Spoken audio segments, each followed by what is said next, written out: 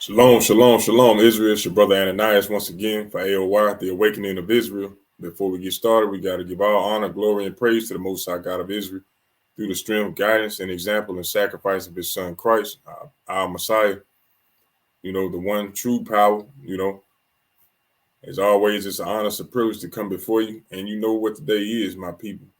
It's another Savory Sunday where we do what? Break down God's commandments in an attempt to teach and uplift our brothers and sisters with the knowledge that's needed for them to strive each and every day with, to be able to push forward, to be able to do what's required in order to reach the kingdom of heaven. This message or this lesson is dedicated always to the brothers and sisters of the nation of Israel, the so-called blacks, Hispanics, and Native American Indians, the Israelites that the Bible speaks of. Like I said before, it's an honor, it's a privilege. And what is today? Savory Sunday. Today's lesson, it's called No Means No. Yes, no means no. And before you get it twisted, we ain't talking about rape, like we done all heard before in the world. When we say that, we talking about what the Most High has commanded. When you say no, that's what it means. It means no. But we talking about graven images tonight. Graven images. No graven images. And in order to do that, by keeping these commandments, we not only please the Lord, but we become a sweet smelling savor to him by doing so. So to prove that, let's go to Ephesians chapter 5, verse 2, or verse 1, rather. It says, "Be ye therefore followers of the Most High as dear children, and walk in the love as Christ also have loved us, and have given himself for us an offering and a sacrifice to the Most High for a sweet smelling savor." So just as Christ was doing, keeping the commandments, being that example, showing us how to do it, how to get things done the right way, thus saith the Lord, he was a sweet smelling savor, a sacrifice to the Most High, unblemished, And if we want to be that sweet smelling savor or a thing that's pleasing to the Most High God, we got to be that example as well. Follow and walk in the ways of the Most High by keeping his commandments. It's that simple. But let's get it anyway. Let's dive into it. We're going to start off with the book of Exodus, chapter 20, in verse 4. And it reads, I started 3. It says, "Thou shalt have no other gods before me. Thou shalt not make unto thee any graven image or any likeness of anything that is in the heaven above, or that is in the earth beneath, or that is in the water underneath the earth. Thou shalt not bow down thyself to them, nor serve them. For I am the Lord thy God, am a jealous God, visiting the iniquity of thy fathers upon the children unto the third and fourth generation of them that hate me." Now we know, if you tuned into any previous teachings, or you've been in this truth for a while, you know that the way to love the Most High is to keep his commandments. So to break his commandment would show that you hate him. It's that simple.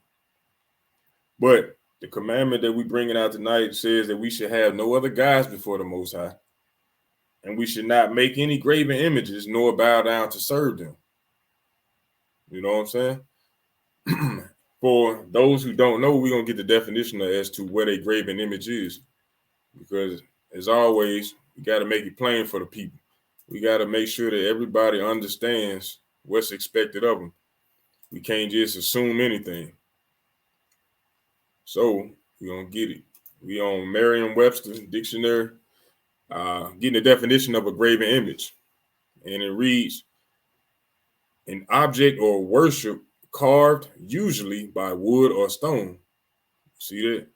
An object or worship, An object of worship carved usually from wood or stone.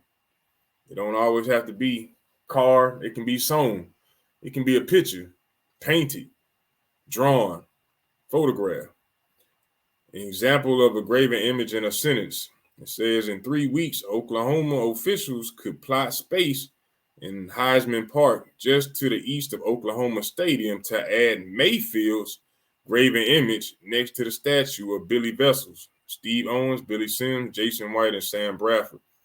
So they letting you know that a graven image that everybody knows about, which is the Heisman Trophy, is a graven image. But a lot of our people bow down to that.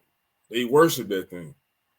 You know, that's why millions of people, viewers, sports fans, athletes, tune in each and every year.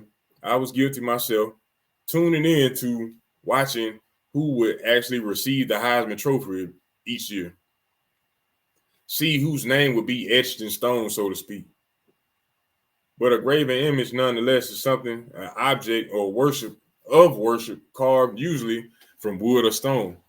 Now, if you know anything about the curses that were put on our people, the Israelites that the Bible speaks of, it said that we were going to slavery. Matter of fact, let me get it. Deuteronomy 28 and verse 64. And it reads, "And the Lord shall scatter thee among all people from one end of the earth, even unto the other, and there thou shalt serve other gods, which neither thou nor thy fathers have known, even wood and stone." Merriam-Webster dictionary telling you that one form of a graven image is an object of worship carved usually from wood or stone. And then they go to list the damn Heisman Trophy as a graven image. Think about that. A graven image. But nonetheless, we understand now what a graven image is. But what did the Most High say? Let's go to Deuteronomy chapter 4, verse 16. Deuteronomy chapter 4, verse 16. And it reads, "Lest ye corrupt yourselves and make you a graven image, the similitude of any figure, the likeness of male or female, the likeness of any beast that is on the earth, the likeness of any winged fowl that flieth in the air, the likeness of anything that creepeth on the ground, the likeness of any fish that is in the waters beneath the earth. Unless thou lift up thine eyes unto heaven, and when thou seest the sun and the moon and the stars, even all the host of heaven, shouldest be driven to worship them and serve them, which the Lord thy God hath divided unto all nations under the whole heaven." So the Lord is telling you, don't corrupt yourself by bowing down or making graven images to live by. You know what I'm saying? It's a reason for that. Let's go to Leviticus 18 and 24. Book of Leviticus, chapter 18, verse 24. Bear with me, let me get there. And it reads, "Defile not yourselves in any of these things, for in all these the nations are defiled, which I cast out before you," letting you know that the other nations worship idols, graven images. He said, "And the land is defiled. Therefore I do visit the iniquity thereof upon it, and the land itself vomited out her inhabitants." So when we go into the promised land, we had to get them folks up out of there.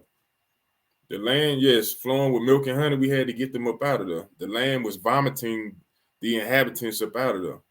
Why? Because they were wicked as hell, worshiping graven images. And the Lord didn't want us to corrupt ourselves by doing that or following those same traditions. So we had to remove those people from our land. But due to our disobedience, here we are in our captivities in other lands all around the world, serving the other nations, worshiping other gods, even wood and stone. Think about that. Let's go to Deuteronomy 23 and 6. Because why would we even turn to want to worship their gods? Something made from a hand, something carved or forged together from gold or silver. Why in the hell would we as a people who have the one true God on our side decide one day we want to wake up and start serving these other guys? Think about that. Deuteronomy 23 and 6. It says, "Thou shalt not seek their peace nor their prosperity all the days forever." Meaning we ain't supposed to be chasing after the prosperity or the peace of these other nations. When we forget who we are and seek after other customs, other traditions, that's how we end up serving a God. And just like we are here in Babylon the Great, we over here chasing behind their prosperity, trying to be like the other nations, trying to seek their peace when we'll never get it. understand that. It wasn't meant for us to follow. They follow idols. They follow different gods. They don't worship the one true God, the creator of the heavens and the earth, because they won't do any of his commandments. They won't adhere to him. And in fact, they'll make an excuse for each and every one of them as to why they can't keep them or why they shouldn't. Come up with their own reasoning. And for some odd reason, they have convinced our people to think the same. But the Lord said, don't seek after their prosperity nor their peace.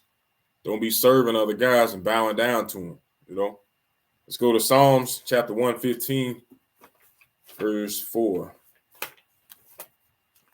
Psalms chapter 115, verse 4. And it reads, their idols are silver and gold, the work of man's hands. You see that? But verse 3 said, but our God is in the heavens. He have done whatsoever he pleased. But their idols are silver and gold. Think about that. Even so-called white man, when he decided he wanted to start colonizing the whole world, he went into every land trying to strip it of its resources, strip it of its gold and silver. And today, our people, for some odd reason, worship what they have created, gold and silver, foolishness. But that's our people nonetheless. But their images or their gods or their idols are gold and silver, something that can be forged or dug up with hands, forged, put together, created by hands. That's what they worship. Think about that. Perfect example would be the American flag. A flag is just colors, stars, stripes, but they hold so dear to that flag. And that flag can do nothing for you. It's not going to save your life. It's not going to wake you up. It's not going to feed you. It's not going to protect you. It's just a symbol to them. It's a graven image. And like I said before, our people follow blindly. Whenever they see that flag come up, they standing up, saluting it. They bowing down to it. They putting their hand over their heart, giving respect to the flag, but won't give no respect to the Most High who woke them up this morning. Think about how foolish that is. We'll literally get out the bed, hit the snooze button, or turn the alarm off, jump in the shower, get some jumping jacks and push-ups in, jump in that car, go to work, and then when they pull that flag out, we jumping up saluting it, singing songs to it. But not one time got out the bed and gave praise to the Most High God for waking you up. Not giving any credit to Christ for what he did for his people. Think about that. Trust in lies, trust in oppression. You're trusting in graven images and bowing down to him. The Most High said in Exodus 20:4, we should not make any graven images nor bow down to serve them. And our people, we're not serving it. We're not bowing down to it. What's the first thing that they teach the kids when they go to school? First grade, what are the first thing they teach them? To stand up and pledge their allegiance to a flag that can't do nothing for them. And if they take their flag and try to go on the other side of the country with it, it might get them killed. But they indoctrinate our kids in the first grade, making them stand up every day, not once a week, but every day before the day gets started, putting their hand over their heart and pledging their allegiance to it. How satanic is that?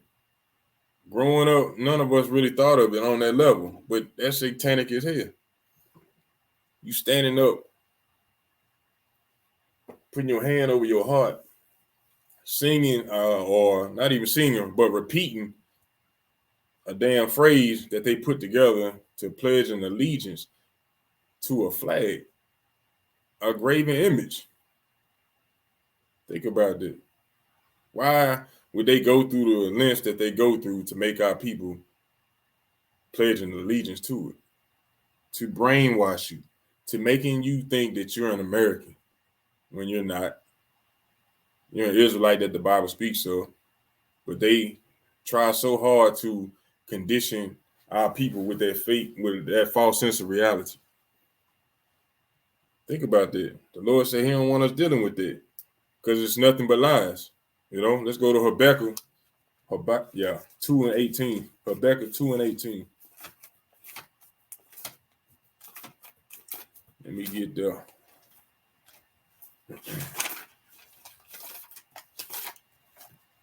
This is the book of Habakkuk, chapter 2, verse 18. It said, what profited the graven image that the maker thereof have graven it, the molten image and a teacher of lies, that the maker of his work trusted therein to make dumb idols. Let me read it one more time. Habakkuk chapter 2, verse 18. It says, what profited the graven image? What profit the American flag? That the maker thereof have graven it. The molten image and the teacher of lies, teaching you that everybody is an American. That we're all one nation. We're all one people.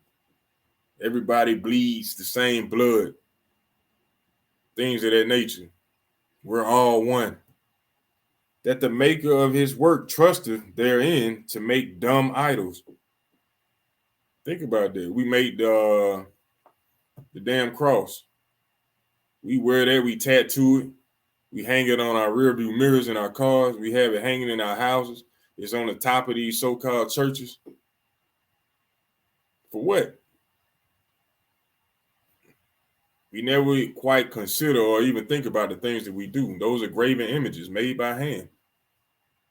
Now, as my brother Benai always say, you wearing that cross as a remembrance of Christ, supposedly. But that's an instrument that was used to kill our brother. So if you had a brother or a sister in your family who was killed or gunned down by AK-47, would you be walking around with an AK-47 charm on your chain or tattooed on your body? No, you wouldn't. Same principle. They have duped us, tricked us into thinking that wearing that cross is something righteous. We think that we have some type of spirituality by wearing it, some type of religious belief by wearing it, that we'll be looked at differently for wearing it or be accepted more for wearing it. That's the foolishness that comes with these idols. I'm going to keep reading, though. It says in verse 19, woe unto him that saith to the wood, awake, to the dumb stone, arise, it shall teach. Behold, it is laid over with gold and silver, and there is no breath at all in the midst of it. But the Lord is in the holy temple. Let all the earth keep silence before him. It's nothing that can profit from these idols. Understand that. Matter of fact, let me get one. Let me go to Isaiah 30 and 10 right quick. Then I'll get the example I wanted to bring out. Isaiah chapter 30, verse 10. And it reads, matter of fact, I'll start at 9. Isaiah chapter 30, verse 9. That this is a rebellious people, lying children, children that will not hear the law of the Lord, which say to the seers, see not, and to the prophets, prophesy unto us right, not unto us right things, speak unto us smooth things, prophesy deceits. And these are the things that our people want. They want to be lied to. And what did the Lord say that a graven image does? It's a teacher of lies. Our people love lies. We find refuge in lies.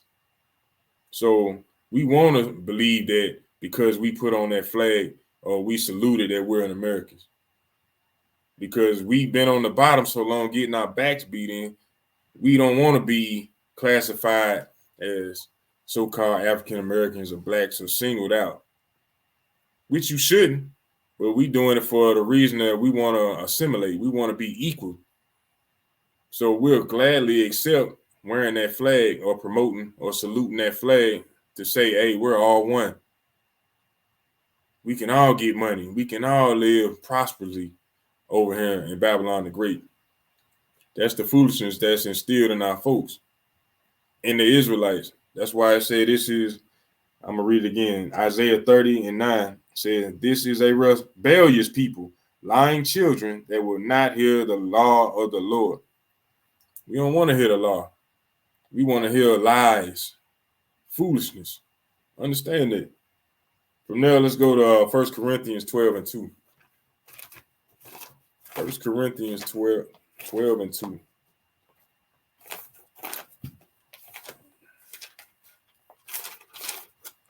1 Corinthians chapter 12, verse 2. And it reads, ye know that ye were Gentiles, ye know that ye were Gentiles carried away unto these dumb idols, even as you were led. We were carried away to go serve these other idols. Think about that. For our disobedience, not wanting to keep the laws of the Most High God, he said, you know what? Since you want to serve other gods, since you want to be disobedient, you don't want to follow me, I'm going to have you to go into captivity under these other nations, and you're going to serve them. And then you're going to serve their gods for your foolishness. We were carried away to these different things. And look how we hold them up today. Santa Claus, elf on the shelf, little leprechauns. We thinking it's the little Lucky Charm leprechaun at the end of the rainbow. You got people actually trying to get to the end of the rainbow. You got Cupid for Valentine's Day. You got folks literally looking around for the damn Cupid, trying to get shot in the ass with an arrow to fall in love with somebody. Simple as hell. New Year's coming around. You see the little New Year's baby flapping around in his diaper with a damn banner on talking about New Year's. Come on, man. We love these things. Halloween. All these damn sports icons, so to speak. Music, celebrity, stars. Our people worship these things or these people. Even famous paintings, so to speak. Mona Lisa. They putting astronomical figures on these paintings, saying they worth millions, even billions of dollars for a damn painting. That ain't even real. Think about that. But nonetheless, the Lord said we were carried away to these idols. Like I brought out earlier in Deuteronomy 28:64, we would be scattered all around the world and be brought to these other nations to serve gods, other gods, even wood and stone. That's your Christianity. The cobblestone, that's your Islam. Those are the two major religions on the planet. There's more than two, but those are the two main religions on this earth. Think about that. Wood and stone, a cobblestone and a wooden cross for Christianity. And you're not going to see Christianity or Islam in the Bible. Think about that. But let's go to the book of Baruch, chapter 6, verse 22. And this is going into these different idols, you know, that our people love to serve and bow down to. These different images that you see before you, you know. A lot of our people say our people were over here in America before Columbus got here. This is true. This is true. Why weren't they in their homeland, though? When you read the book of 2nd Ezra chapter 14 and 40, you'll realize that the 10 tribes, which would be the southern kingdom, traveled to this side of the world to find a land where they could keep the commandments. Because then when they were in their own land back in Jerusalem, they didn't want to keep the commandments. They went off into idolatry. That's what you see over here with Hebrew inscription on it that they called the Mayans, the Aztecs, things of that nature. Those are our people. They came over here in search of a new land where mankind never dwelt before. Matter of fact, let me go get that right quick, just to prove it, and then we'll move on.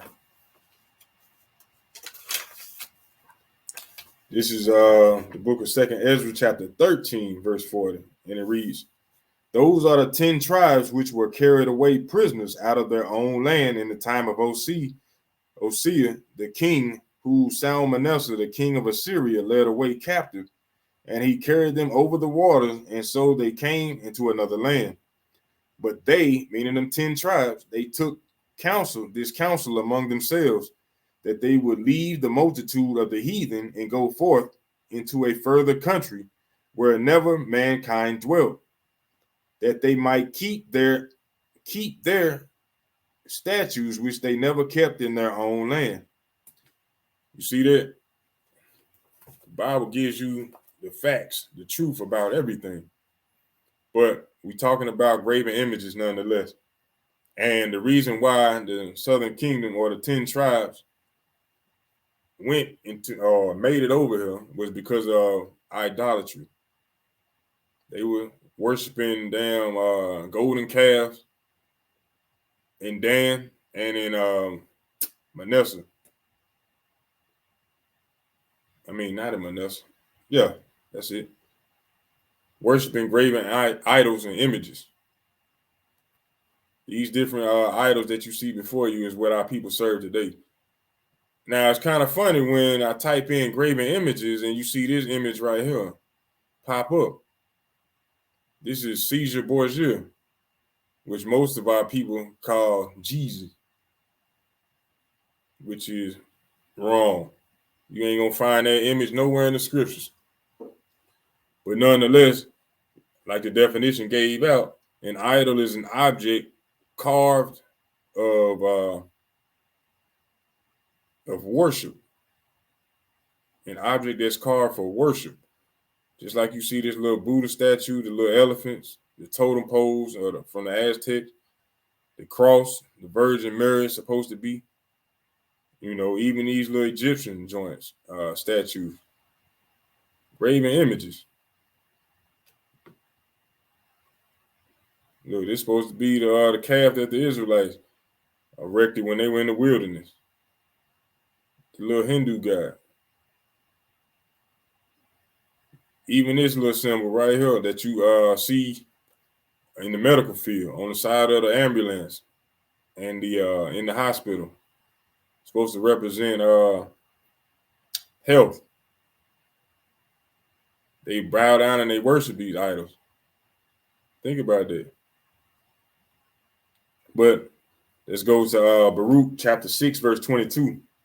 And it reads, upon their bodies and heads sit bats, swallows, and birds, and cats also. By this ye know that they are no gods. Therefore, fear them not. I mean, how easy is it for you to go outside and see birds on top of the damn American flag that they had you pledging your allegiance to? How easy is it for you to go out there and see spiders and roaches or cats clawing at it?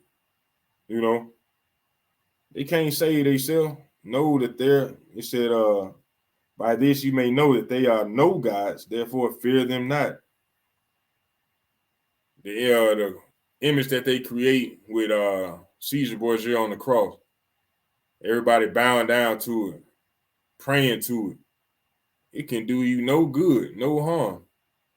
Well, it can do you harm because it's a teacher of lies, but it can't save you. It can't wake you up. It can't do anything. It can't spare you.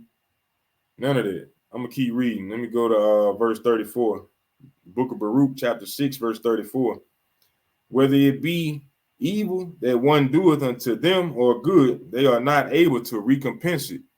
Meaning, if somebody was to come chop the damn legs off of the statues, the statue can't do anything about it. That flag can't do anything if somebody set it on fire. Think about that.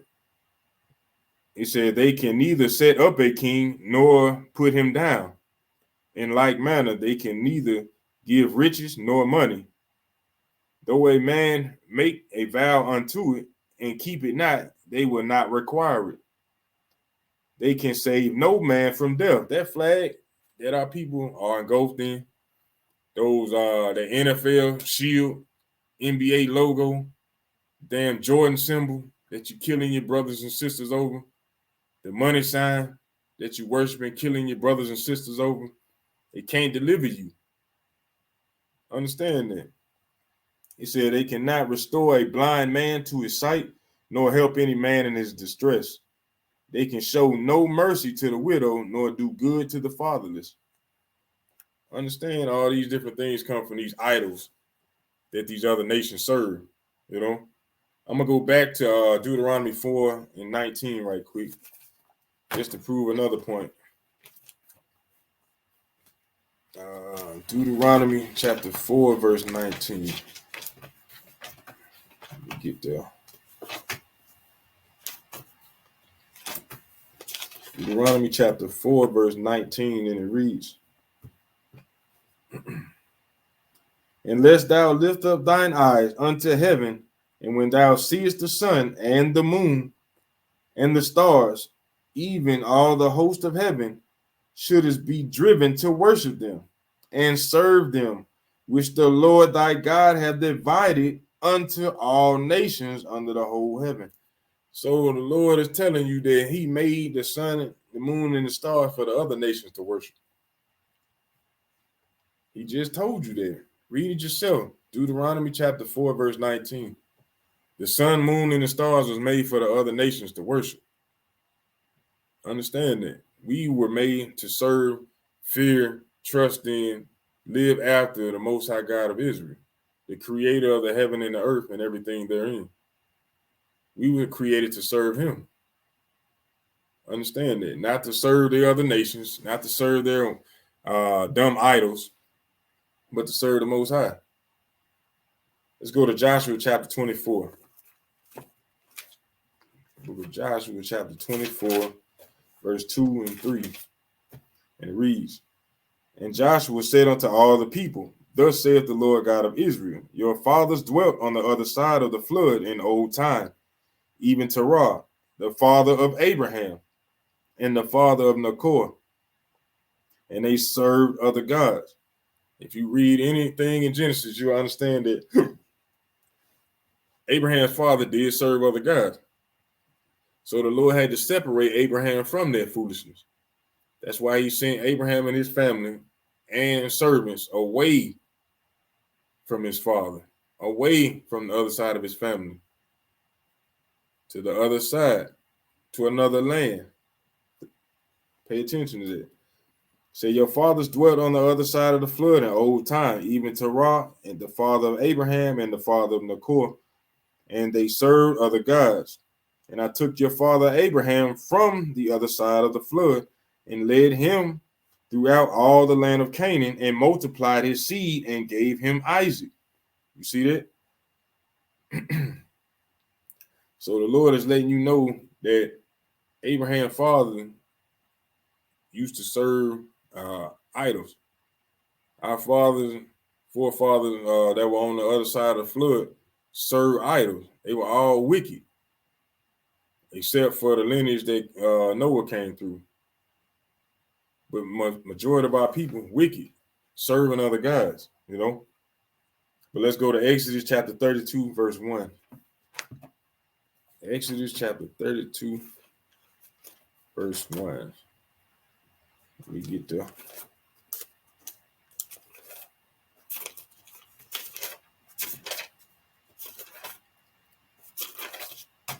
Exodus chapter 32, verse 32, verse 1.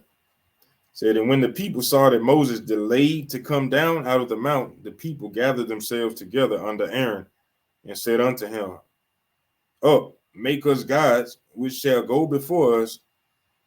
As for this Moses, the man that brought us up out of the land of Egypt, we wot not what is become of him. So the people, our brothers and sisters, our forefathers, us originally, came out of Egypt with a strong hand of the Most High, and we in the wilderness, chilling in the wilderness, while Moses is up in Mount Sinai getting the commandments. Our people can't wait, can't be patient. We so willing and ready to serve foolishness that we told Aaron to make an idol.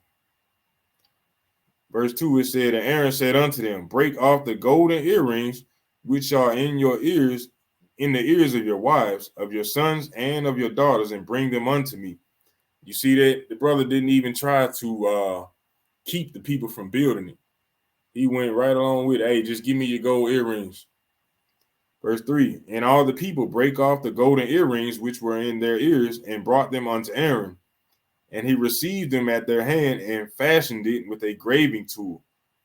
So he melting it down, basically, melting down the gold.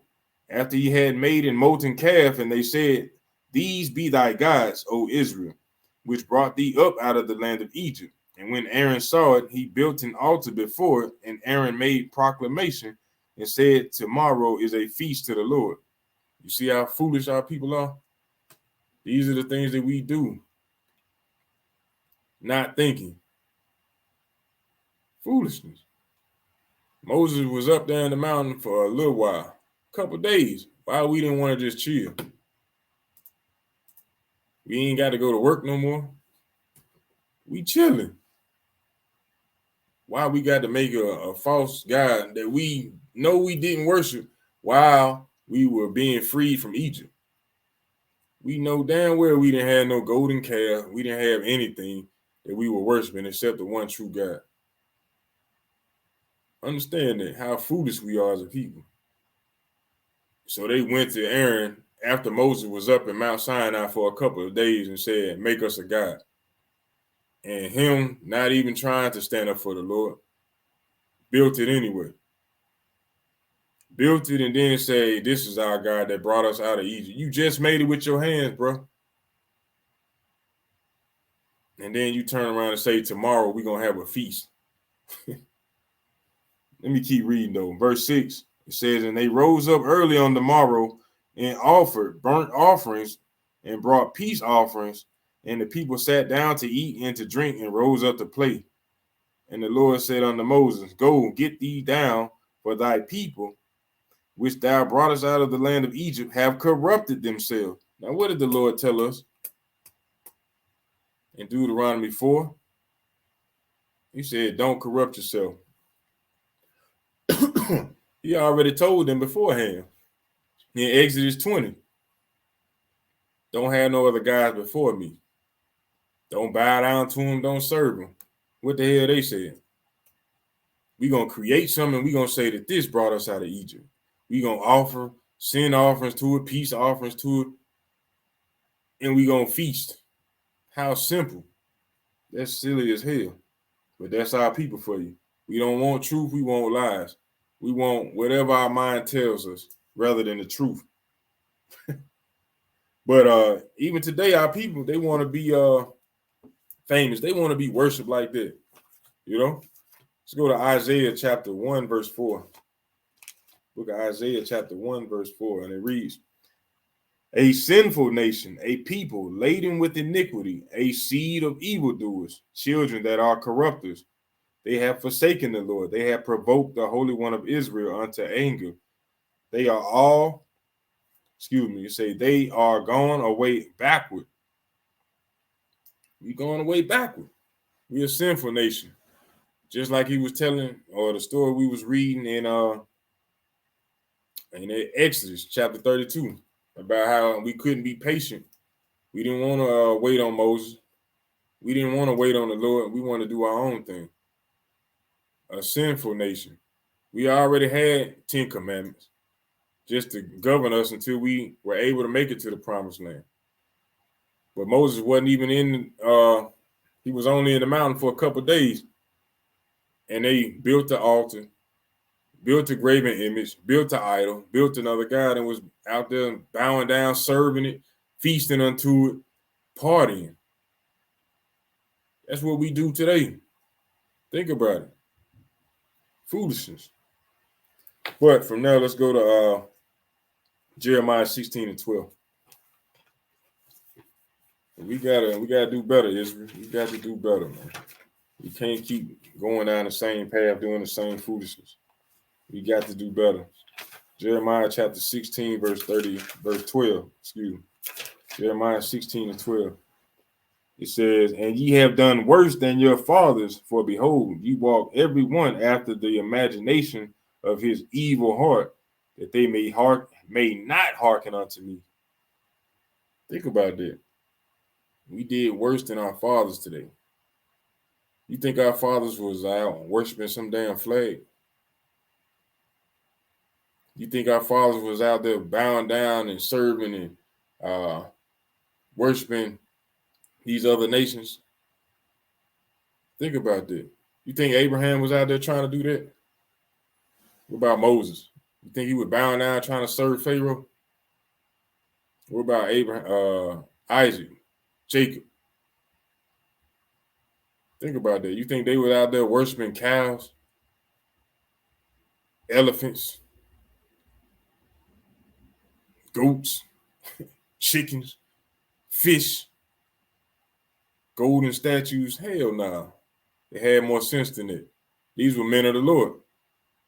But you got Israel today, a sinful nation that don't want to hear the truth.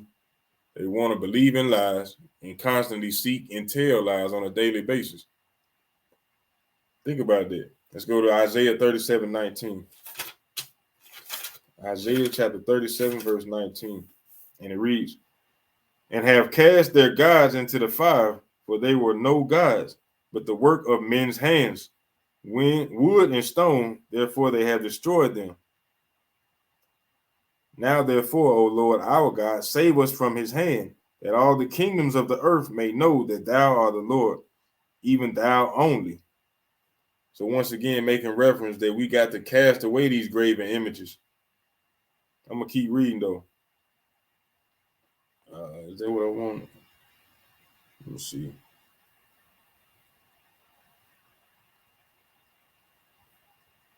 Yeah, that's it. We got to cast away these graven images. Let's go to Luke 23:34. Got to cast these graven images away just like you would a menstruous rag, you know. Luke 23:34. You ain't going to sit there and wipe that on your face. You're going to throw that away. Same way we got to do with these graven images. Put that away. That's why the Lord commands us to come out of the ways of America, out of Babylon. Luke chapter 23, verse 34, and it reads, then said Jesus, Father, forgive them, for they know not what they do. And they parted his raiment and cast lots.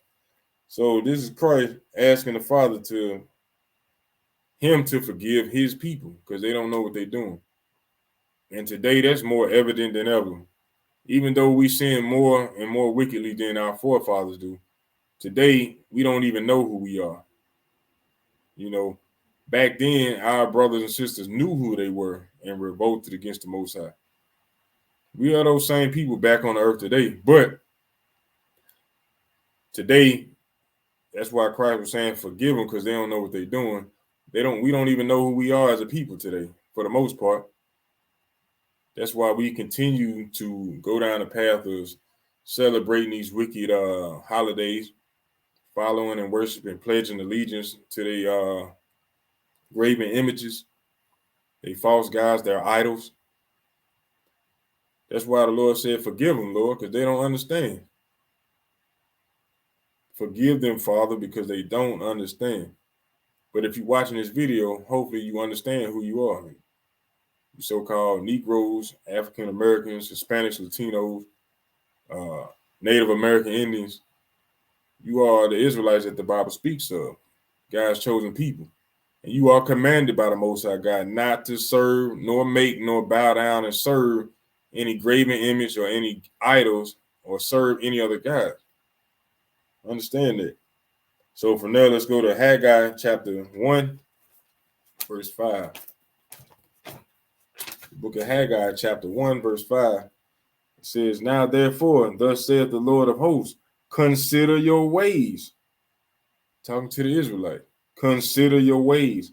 Ye have sown much and bring in little. Ye eat, but ye have not enough. Ye drink, but ye are not filled with drink. Ye clothe you, but you are none more. And he that earneth wages to put it into a bag with holes. Excuse me. Thus saith the Lord of hosts, consider your ways. So in these last days, it's important that we wake the hell up and realize what time it is and consider our ways. Come back to the knowledge of your heritage and realize who you are and what's required of you. Because serving these other nations, or due to our disobedience, we have been forced throughout time to come in different captivities serving these other nations. And by following and serving these other nations, we have been plagued with serving their gods, wood and stone, the sun, moon, and the stars. Think about that. But the Lord is telling you to wake up in these last days, according to Romans 13:11. But to wake up and realize what's going on and consider your ways. Come back to who you are by reading these scriptures, praying, fasting, doing your due diligence with your research. You know, let's go to Hosea chapter 6, verse 1. Hosea chapter 6, verse 1. Let me get there. Hosea chapter 6, verse 1, and it reads, "Come and let us return unto the Lord, for he hath torn, and he will heal us. He hath smitten, and he will bind us up." So we need to consider our ways and come back to the Lord, because we are broken people, but he will fix us. We are sick people from the head to the toe, but he will heal us. We need to consider our ways and understand what's going on. Being that it's the last times, or the last days, I should say rather.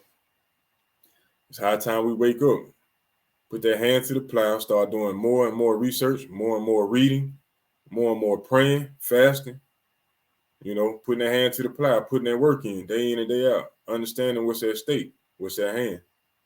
And this has been another Savory Sunday where we break down the Most High's commandments and give our brothers and sisters of the nation of Israel a clear-cut understanding as to what's required of them.